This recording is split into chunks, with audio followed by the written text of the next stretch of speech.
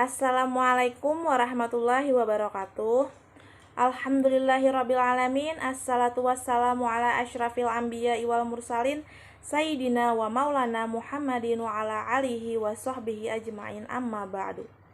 Puji syukur kehadirat Allah subhanahu wa ta'ala yang telah melimpahkan rahmat kepada kita sehingga kita dapat berkumpul di tempat ini.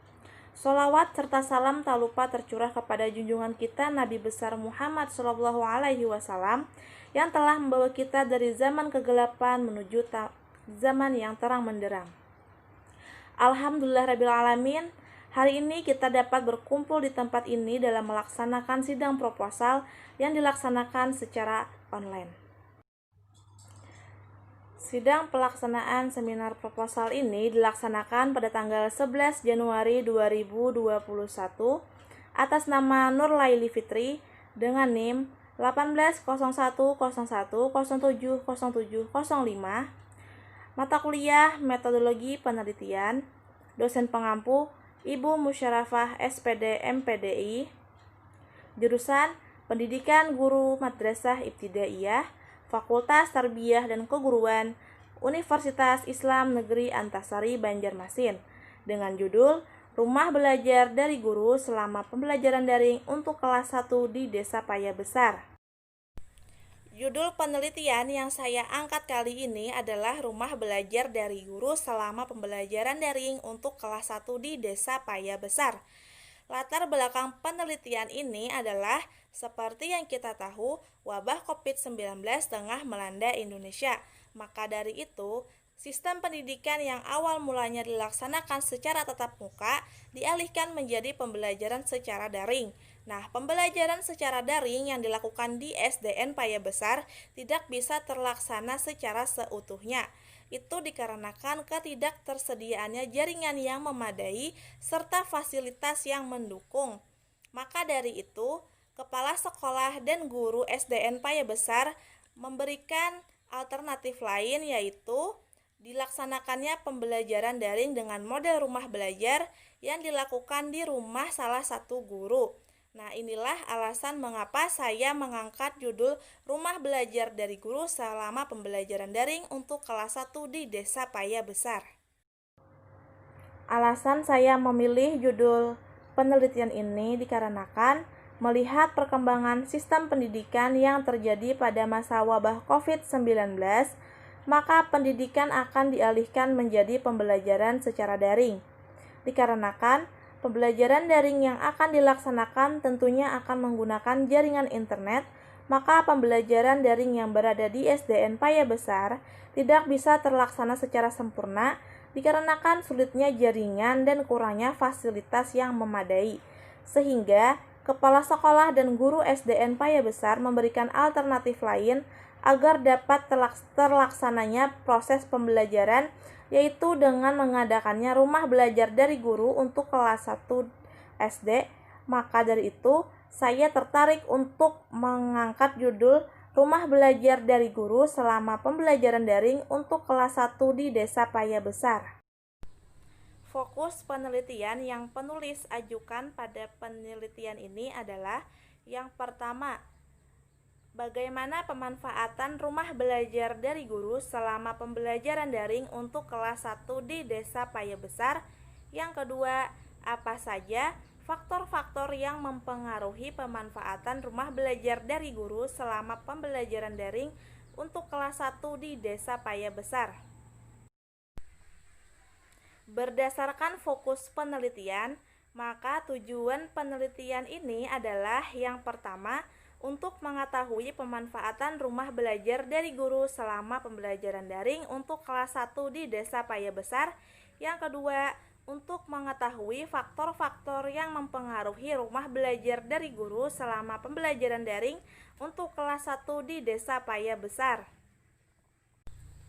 Signifikansi penelitian. Secara teoritis, penelitian ini dapat sebagai informasi mengenai pembelajaran daring menggunakan sistem model rumah belajar untuk kelas 1. Secara praktis, penelitian ini memberikan informasi bahwa pembelajaran daring dengan model rumah belajar sangat berperan penting untuk proses pembelajaran kelas 1 di Desa Paya Besar. Bagi peneliti sebagai masukan pendahuluan untuk selanjutnya penelitian secara rinci mengenai penelitian dan permasalahan yang serupa. Bagi peserta didik untuk mengetahui dan menentukan cara yang tepat untuk pelaksanaan pembelajaran secara daring dengan model rumah belajar sehingga dapat tercapainya tujuan pembelajaran. Bagi guru sebagai pendidik dapat meningkatkan profesionalitas guru dalam melaksanakan pembelajaran dan sebagai informasi bagi guru mengenai rumah belajar dari guru selama pembelajaran daring untuk kelas 1 di Desa Paya Besar. Dan bagi sekolah dapat melaksanakan pengevaluasian terhadap apa saja kendala dan faktor-faktor yang akan mempengaruhi pelaksanaan rumah belajar dari guru selama pembelajaran daring untuk kelas 1 di Desa Paya Besar. Beberapa istilah yang berkenaan dengan judul yang saya angkat kali ini adalah rumah belajar, guru, pembelajaran daring, kelas 1, desa, pemanfaatan rumah belajar, dan faktor-faktor yang mempengaruhi pemanfaatan rumah belajar. Landasan teori pada penelitian ini adalah yang pertama, rumah belajar. Portal Rumah Belajar adalah portal pembelajaran resmi dari Kementerian Pendidikan dan Kebudayaan, di mana pengaksesan portal Rumah Belajar ini harus menggunakan jaringan internet yang bagus dan memadai. Untuk sekolah yang mempunyai ketersediaan internet yang lemah dan kurang memadai untuk diakses, maka penerapan model pembelajaran ini bisa dilakukan dengan pembelajaran secara offline. Penerapan model pembelajaran portal rumah belajar yang dilakukan secara offline harus mempunyai peraturan-peraturan yang sesuai dan berkesinambungan dengan portal rumah belajar secara online. Selama pembelajaran menggunakan model pembelajaran rumah belajar offline berbasis internet, maka peran guru di sini adalah mengakses portal rumah belajar yang akan dijadikan bahan dan acuan dalam proses pembelajaran. Landasan teori yang kedua adalah guru. Dalam Undang-Undang Sistem Pendidikan Nasional pada pasal 27 ayat 3 dikemukakan guru adalah tenaga pendidik yang khusus diangkat dengan tugas utama mengajar. Di samping itu, ia juga mempunyai tugas lain yang bersifat mendukung, yaitu membimbing dan mengelola administrasi sekolah. Guru adalah faktor utama dan sangat mempunyai pengaruh terhadap proses belajar siswa. Adapun peran guru ialah yang pertama sebagai pengajar, yang kedua sebagai pembimbing, dan yang ketiga adalah sebagai administrator. Jadi, guru merupakan tenaga pendidik yang diangkat khusus dengan tujuan untuk mencerdaskan kehidupan bangsa, baik mengajar, mendidik, dan membimbing siswa ke arah yang lebih baik. Landasan teori yang ketiga adalah pembelajaran daring. Pembelajaran daring adalah sebuah pola pembelajaran yang dipilih oleh guru untuk melaksanakan dan merencanakan proses pembelajaran yang efektif dan efisien untuk tercapainya tujuan pembelajaran dengan memanfaatkan media teknologi berupa jaringan dan internet. Model pembelajaran daring perlu juga dirancang dengan baik agar tercapainya tujuan pembelajaran. Saat wabah COVID-19, model pembelajaran ini menjadi alternatif saat tidak diperbolehkannya bersosialisasi atau terjadinya kerumunan dalam skala besar untuk memutus rantai penyebaran COVID-19. Jadi, dapat kita ketahui bahwa pembelajaran daring adalah sebuah model pembelajaran yang digunakan saat wabah COVID-19 masih berlangsung di Indonesia. Juga pelaksanaan pembelajaran daring ini tidak terbatas oleh ruang dan waktu. Landasan teori yang keempat adalah kelas 1. Menurut Syarifur Rahman dan Ujati, kelas merupakan masyarakat mikro dengan latar belakang suku, agama, dan keturunan yang berbeda-beda, memiliki kebutuhan dan kepentingan yang berseberangan. Dan kelas yang terjadi pada sekolah dasar adalah suatu kegiatan belajar mengajar demi mendapatkan informasi mengenai pengetahuan yang akan disampaikan oleh guru. Jadi, kelas di sini merupakan sekelompok orang atau peserta didik yang bersama-sama dalam menuntut ilmu dan memperoleh pengetahuan dari guru yang sama. Landasan teori yang kelima adalah desa. Sesuai dengan peraturan pemerintah nomor 72 tahun 2005, Pengertian desa adalah kesatuan masyarakat hukum yang memiliki batas-batas wilayah dan memiliki kewenangan untuk mengatur serta mengurus kepentingan masyarakat setempat yang diakui dan dihormati dalam sistem pemerintahan negara kesatuan Republik Indonesia. Dalam sistem pemerintahan, desa merupakan sistem pemerintahan paling rendah. Jadi, pada desalah terjadinya pelaksanaan pembelajaran secara daring dengan model pembelajaran rumah belajar untuk kelas 1 di Desa Paya Besar. Landasan teori yang keenam adalah pemanfaatan rumah belajar. E-learning adalah suatu sistem pembelajaran yang memungkinkan tersampaikannya bahan ajar ke siswa dengan menggunakan media internet atau media jaringan komputer lainnya yang bisa diakses kapan saja dan di mana saja. Cara setiap sekolah dalam memanfaatkan atau berinovasi dalam menggunakan sistem pembelajaran berbasis daring ini adalah dengan memanfaatkan portal rumah belajar yang telah disediakan oleh pemerintah untuk membantu siswa dan guru dalam melaksanakan pembelajaran berbasis daring. Beberapa layanan fitur utama yang dimiliki oleh rumah belajar antara lain adalah buku sekolah elektronik atau BSE, sumber belajar, bank soal, kelas maya, peta budaya, laboratorium maya, wahana jelajah angkasa, dan pengembangan keprofesian berkelanjutan atau PKB. Landasan teori yang ketujuh adalah faktor-faktor yang mempengaruhi pemanfaatan rumah belajar. Ada saja hambatan yang akan dirasakan oleh guru dan siswa selama pelaksanaan pembelajaran daring ini. Terlebih lagi, pembelajaran daring ini dimulai sejak tahun 2020 dan tidak ada pemberitahuan jauh-jauh hari sebelum pelaksanaannya. Kekurangan dan keterbatasan yang harus dihadapi oleh guru diantaranya adalah: yang pertama, guru tidak mempersiapkan pembelajaran secara full online. Yang kedua, tidak semua guru mempunyai keterampilan literasi digital yang sama.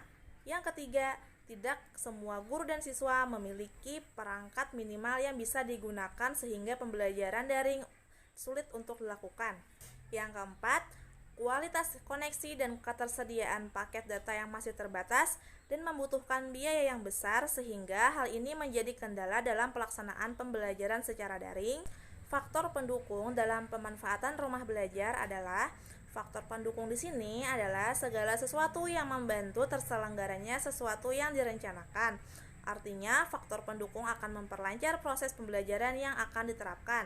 Nah, dalam pembelajaran daring ini, yang pertama adalah peran guru, yang kedua adalah gawai atau smartphone, yang ketiga adalah kuota internet, yang keempat adalah buku mata pelajaran, yang kelima adalah metode pembelajaran, yang keenam adalah sumber belajar, dan yang ketujuh adalah media pembelajaran yang digunakan.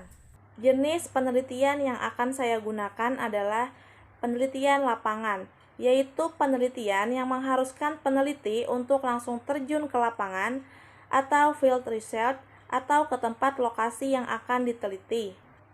Pendekatan yang digunakan dalam penelitian ini adalah pendekatan kualitatif.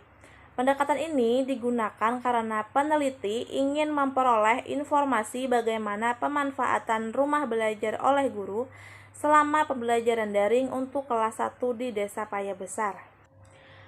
Metodologi penelitian yang saya gunakan adalah menggunakan pendekatan deskriptif. Pendekatan deskriptif ini ialah penelitian yang menerangkan tentang keadaan di lapangan, baik yang diamati, diteliti, maupun informasi yang didapat dari informan dan juga pengamatan yang dilakukan. Dan dalam penelitian ini, penulis akan melakukan penelitian yang berkaitan dengan penerapan pembelajaran dengan model rumah belajar dari guru pada kelas 1 di SDN Paya Besar. Subjek penelitian ini adalah guru kelas 1 SDN Paya Besar dan siswa kelas 1 di SDN Paya Besar. Sedangkan objek dalam penelitian ini adalah pelaksanaan pembelajaran rumah belajar dari guru selama pembelajaran daring untuk kelas 1 di Desa Paya Besar. Data yang diambil pada penelitian ini adalah data penelitian yang bersumber dari siswa kelas 1 di SDN Paya Besar. Data tersebut diambil dari proses pelaksanaan pembelajaran secara daring menggunakan model pembelajaran rumah belajar pada kelas 1 di SDN Paya Besar. Selanjutnya adalah sumber data. Untuk memperoleh data-data yang telah disebutkan tadi, saya akan melakukan penggalian data melalui sumber data yang terdiri dari yang pertama adalah narasumber atau informan utama, yang kedua adalah informan tambahan, yang ketiga adalah beberapa dokumen. Teknik pengumpulan data pada penelitian ini ada 3. Yang pertama ada observasi, yang kedua ada wawancara, yang ketiga ada dokumentasi. Selanjutnya adalah teknik pengolahan data dan analisis data. Yang pertama adalah teknik pengolahan data.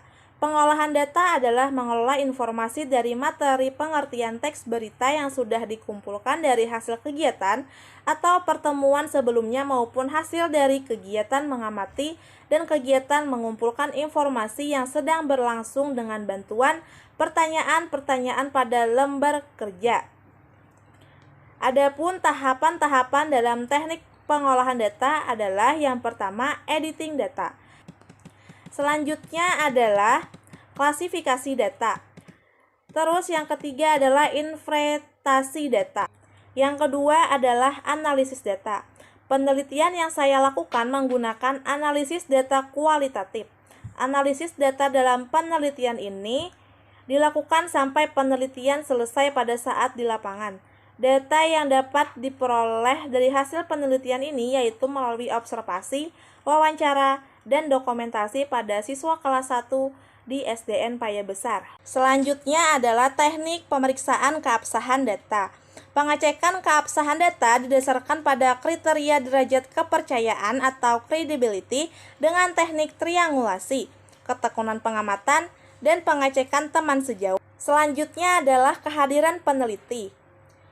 Lokasi penelitian ini bertempat di rumah salah satu seorang guru di SDN Paya Besar yang mengadakan proses pembelajaran secara daring dengan model pembelajaran rumah belajar di rumahnya.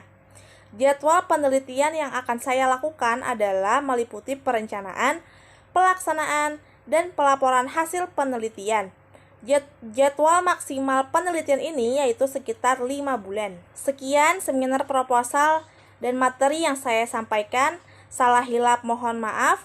Wallahul muwaffiq ila aqwamit thoriq. Wassalamualaikum warahmatullahi wabarakatuh.